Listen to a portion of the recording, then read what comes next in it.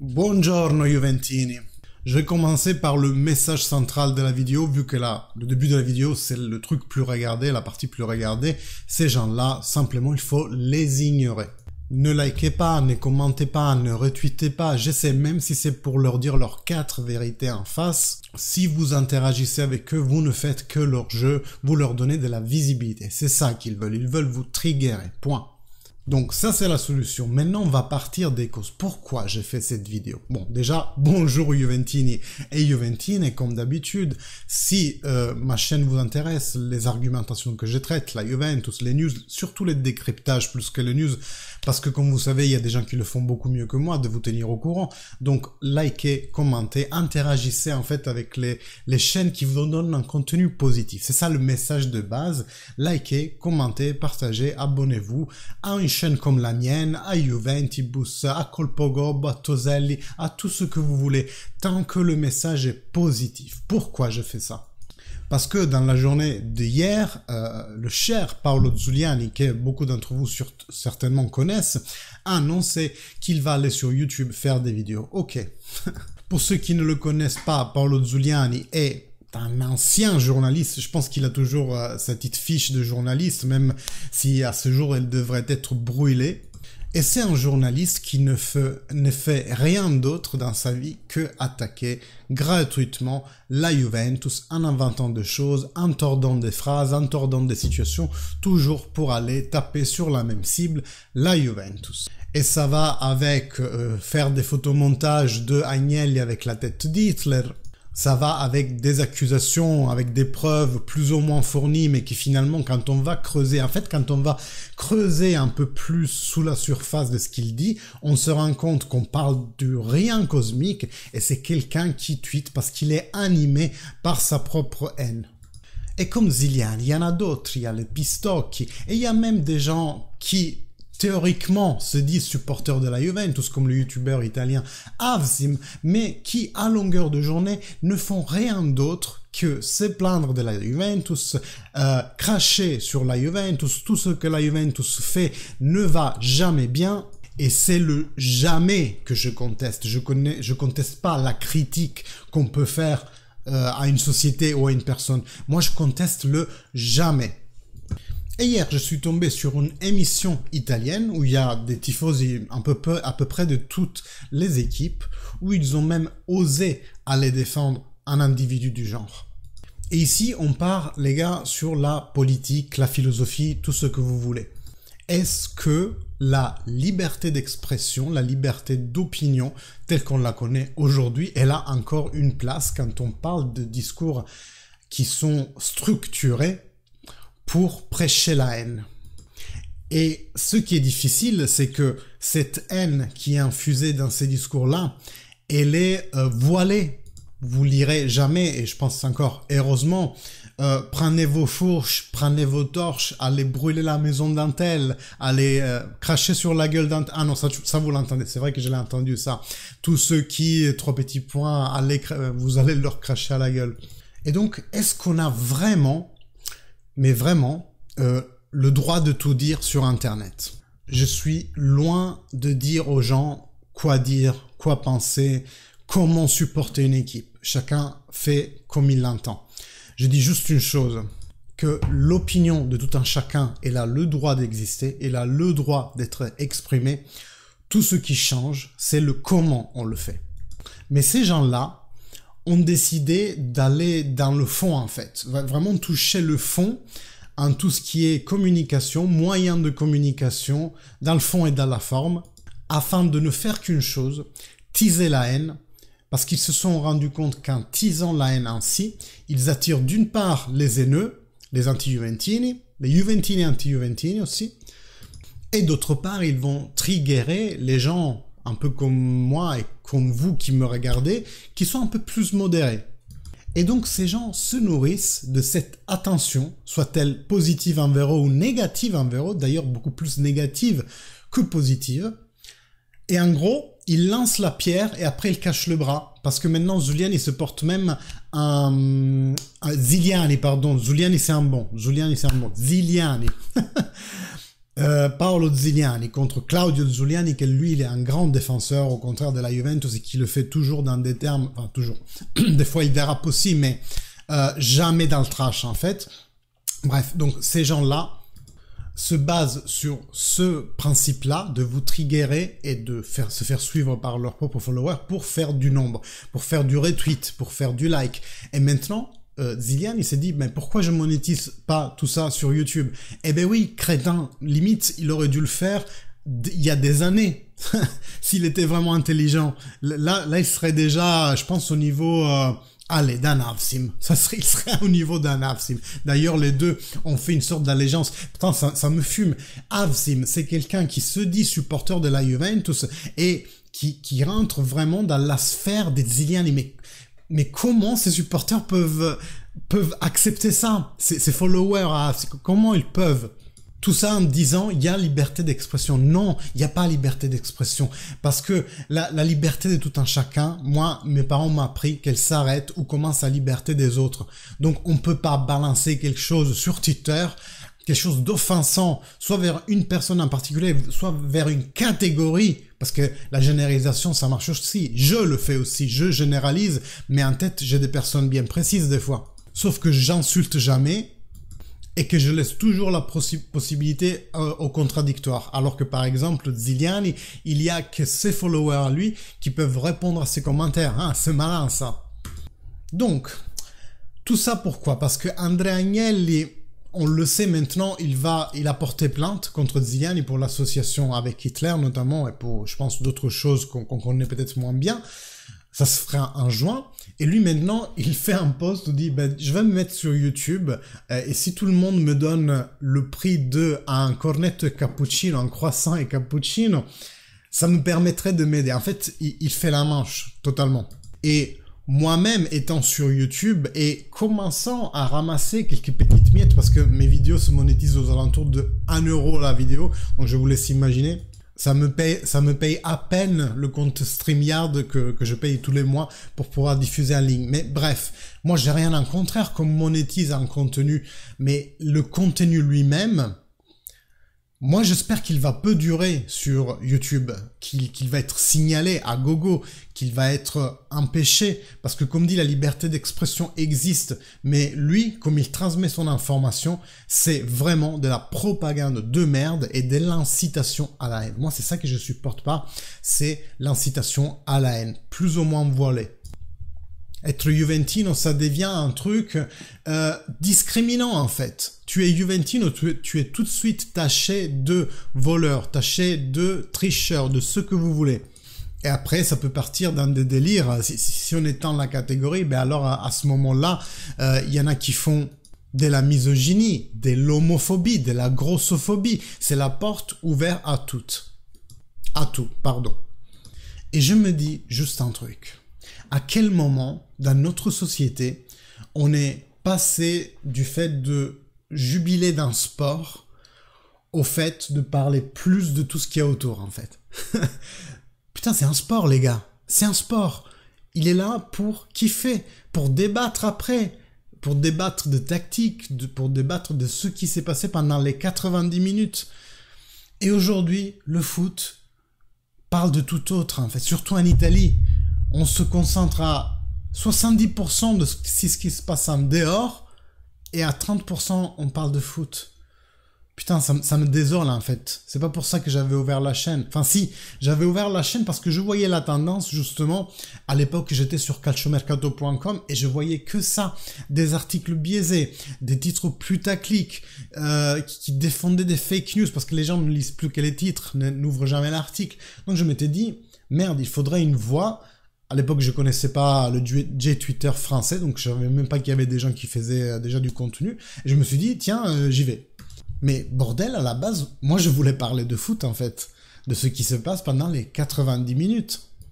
Et là, il y a un monde entier en fait qui fait du fric sur les discussions du foot hors pelouse. En fait, tout ce petit monde-là monétise ou veut monétiser, veut se faire de l'oseille en faisant disputer les gens. En faisant disputer les gens, putain! Parce que si tout se passait bien et que On était des tifos et moi je parle avec un interiste et je peux lui parler tranquillement du fait que oui, peut-être Adrien Rabiot la touche de la main, j'en sais rien, mais au final, est-ce que c'est la Juve qui a mérité, est-ce que c'est l'Inter qui a mérité? Mais bordel, mais c'est ça, parler de foot, c'est ça, exprimer une passion. Alors que non, on se retrouve à s'arracher la carotide pour une histoire de t'es Juventino, t'es voleur, ou alors t'es un sale allégriste, terroriste. Mais putain, y en a marre, mais parlons de foot. Là, il y a un match qui se joue dans quelques jours, dans 2 jours, c'est quoi? C'est samedi, c'est dimanche, j'en sais plus rien en fait. Je perds la notion du sport et on s'arrache les cheveux pour Allegri out, pour le Naples qui gagne le Scudetto, alors c'est le meilleur Scudetto de l'histoire, celui du ouais, oui, vas-y, prenez-le, mais rien à foutre. De toute façon, la Juve, son 3e Scudetto, il l'a eu en 1931, vous imaginez? Et voilà, on perd notre temps à débattre de choses d'une infime importance alors qu'on devrait juste kiffer le foot tant qu'on le peut. Parce que les gars, dans 10-20 années, on aura sucé notre planète, il y aura plus une goutte de pétrole. Vous le verrez dès que l'essence va monter à 3, 5, 10 euros en l'espace de quelques mois, ça va être exponentiel. Et les joueurs ne pourront plus voyager. Et nous, les tifos, on ne pourra plus voyager. On devra se contenter d'une économie locale, peut-être de cultiver leurs propres courgettes dans son propre jardin. C'est de ces thèmes-là que ça vaudrait la peine de s'arracher la carotide. Pas parce que la Juventus a triché, aurait triché, et encore on n'en sait rien, bordel. Donc voilà, mon message, c'est ces gens-là, ignorez-les. Parce que elles vous apportent pas du positif en fait. Et elles apportent pas du positif à l'entier modèle du football européen. Si vraiment vous voulez suivre du contenu, il y a des créateurs de contenu qui parlent vraiment de foot. Moi, j'ai découvert récemment la chaîne, par exemple, de Talk My Foot. C'est un gars qui commente les matchs, mais voilà, des fois, il dit des choses, et ça reste, mais vraiment calme, quoi. On parle de football. S'il a traité des thèmes en dehors de la pelouse, il les traite de façon calme, sereine, apportant des argumentations. T'es d'accord, t'es pas d'accord, voilà, c'est ça, le débat sain. Mais pourquoi on doit suivre et donner de la visibilité à des gars comme Ziliani, qui veulent, je le répète, ils veulent se faire de l'argent en faisant disputer les autres. C'est de l'instigation à la haine. Et pour moi, ça n'a pas sa place, ni sur Twitter, ni sur YouTube, ni partout ailleurs. Et qu'on ne vienne pas me dire « Ah, mais c'est Twitter, c'est pas la vraie vie ». C'est pas comme ça que ça marche, les gars. Si je m'offusque de ces choses-là, que ça soit les insultes vers ma propre personne, directe ou indirecte, ou que ça soit de ce climat qui s'est installé dans le foot, surtout le foot italien, je le fais parce que ces gens-là sont en train de gâcher une chose magnifique, le football, qui est un sport qui est censé apporter du bonheur aux gens. Alors je vous demande une chose, si vous êtes comme moi et que vous aimez vraiment ce sport, arrêtez de suivre, de partager, retweeter, même si c'est pour les engueuler, même si c'est pour leur dire leurs 4 vérités en face. Et je peux comprendre que ça soit rageant et que vous vouliez leur dire quelque chose, mais ça sert à rien. C'est comme balancer des bouts de pain sur un tank, mais pas le pain un peu sèche de 2-3 jours, mais vraiment la mi-molle dégueulasse, quoi.